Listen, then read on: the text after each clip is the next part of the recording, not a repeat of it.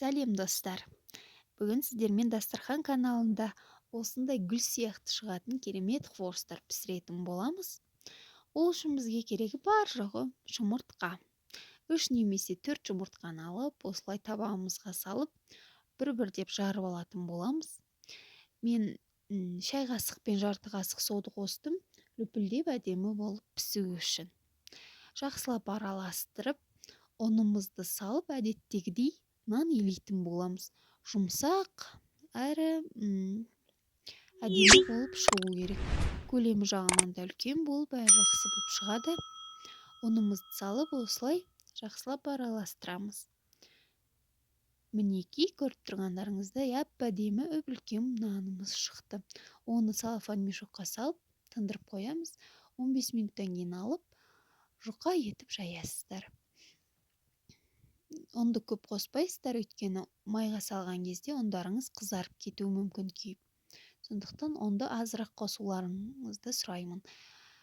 Егер де менің Дастархан каналым сіздерге ұнаса, рецепттарым ұнаса, өтінем сіздерден міндетті түрде каналыма жазылып, лайк басып, комментарий қалдырып, қоңырауды басып кетулеріңізді сұраймын.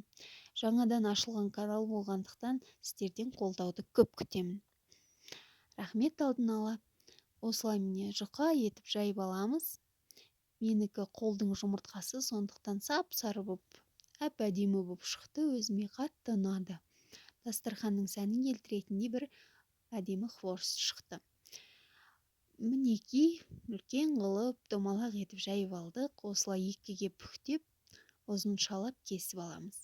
Менікі кішкене үлкендеу болып кетті, сіздерге жіңішке қып кессеңіздер әдемі болып шығады екен.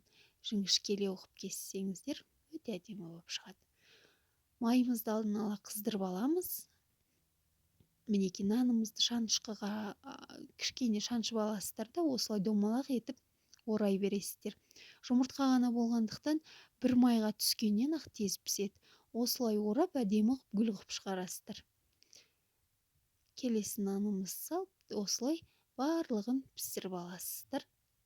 Мінекей, жақсылап пісіп шығатын болады.